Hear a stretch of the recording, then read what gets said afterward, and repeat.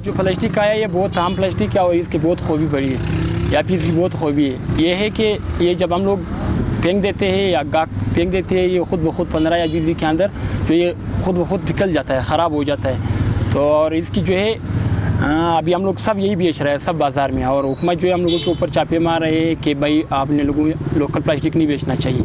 अभी हम लोग सारे प्लास्टिक वाले एसोसिएशन वाले यही प्लास्टिक बेच रहे हैं कुछ टाइम में।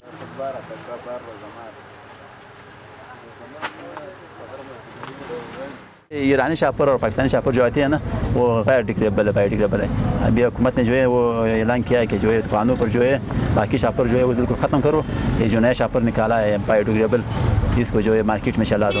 तो इस वजह से जो दुकानों को सील किया था, तो फिर हम लोगों ने स्टाम्प पे लिख कर दिया कि आइंदा जो है हम लोग बायोडिग्रेडेबल शापर रखेंगे, तो फिर हम लोगों को दुकान खोल दिया। 285 बदकिस्मती ये है कि हमारे अपने दुकानदार या जो भी है स्टेक होल्डर्स वो शॉपर्स प्लास्टिक बैग्स फेंक देते हैं नालियों में, और ये आपको पता है शायद इसका 500 साल इसकी उम्र है एक प्लास्टिक की।